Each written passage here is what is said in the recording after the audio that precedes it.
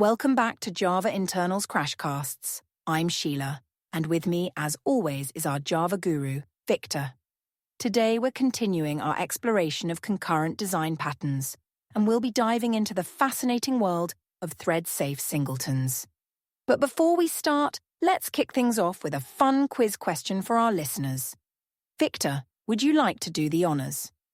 Certainly, Sheila. Here's a question to get our listeners thinking. In a multi-threaded environment, what potential issue could arise if a singleton is not properly implemented as thread-safe? Ooh, that's a great question, Victor. It really makes you think about the implications of concurrency in object creation. I'm sure our listeners will be pondering this as we go through the episode. Now, let's start by explaining what a singleton is and why we need to make it thread-safe. Absolutely, Sheila. A singleton is a design pattern that restricts the instantiation of a class to a single instance. It's useful when exactly one object is needed to coordinate actions across the system. Think of it like a country's president. There should only be one at any given time. That's a great analogy, Victor. So, why do we need to make it thread-safe? I imagine it has something to do with multiple threads trying to create the instance simultaneously. Exactly right, Sheila. In a multi-threaded environment, if we're not careful, we could end up with multiple instances of our singleton, defeating its purpose. This can happen if two or more threads try to create the instance at the same time. I see. So how do we typically implement a singleton, and what are the thread safety concerns? Let's start with a basic implementation and then discuss its thread safety issues. Imagine we have a class with a private constructor and a static method to get the instance. If the instance doesn't exist, we create it. Otherwise, we return the existing one. However, this simple approach isn't thread-safe. Oh, I see the problem now. So how do we fix this? My first thought would be to use something to control access when multiple threads are involved. Would that work? Good thinking, Sheila. Using a mechanism to control access is indeed one approach. We could use a special keyword in Java that ensures only one thread can execute a particular method at a time. This solves the thread safety issue, but it's not very efficient because it controls access for every call, even after the instance is created. I can see how that might be a performance bottleneck. Is there a more efficient way to implement this? Absolutely. One popular approach is called double-checked locking. It's a bit more complex, but it's more efficient. Essentially, we check if the instance exists before we use our access control mechanism, and then we check again inside the controlled section. This approach only controls access the first time the instance is created. That's interesting. I notice you mentioned we need to use a special keyword to ensure changes are immediately visible to other threads. Can you explain why that's necessary? Great observation, Sheila. This special keyword is crucial here. It ensures that changes to the instance variable are immediately visible to other threads.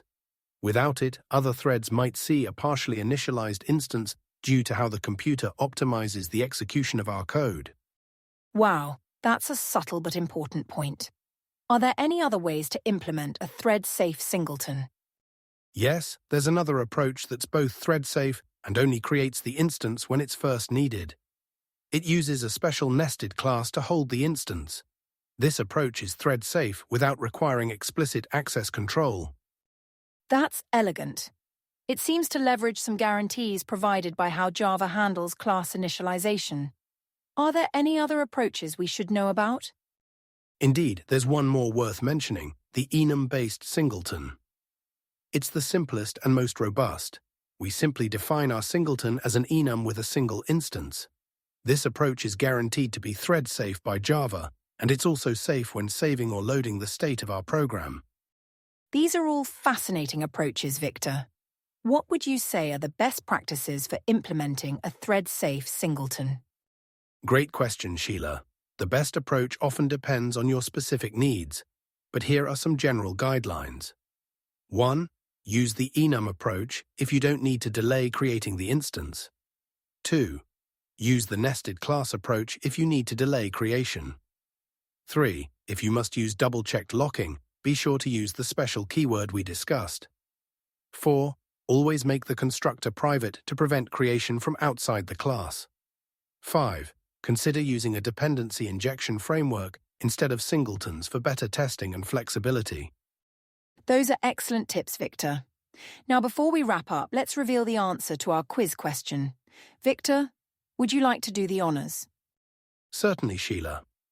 The answer to our quiz question is that without proper thread safety measures, multiple instances of the singleton could be created if multiple threads attempt to initialize it simultaneously. This defeats the purpose of the singleton pattern, which is to ensure only one instance exists. Thank you, Victor. To summarize today's episode, 1. We learned about the singleton pattern and why thread safety is crucial. 2. We explored various implementations, including synchronized methods, double-checked locking, the initialization on demand holder idiom, and enum-based singletons. 3. We discussed the importance of ensuring changes are visible to all threads. 4. We covered best practices for implementing thread-safe singletons. In our next episode, we'll be discussing performance and scalability in concurrent programming. Don't forget to subscribe and rate our podcast if you're enjoying the content. Until next time, happy coding.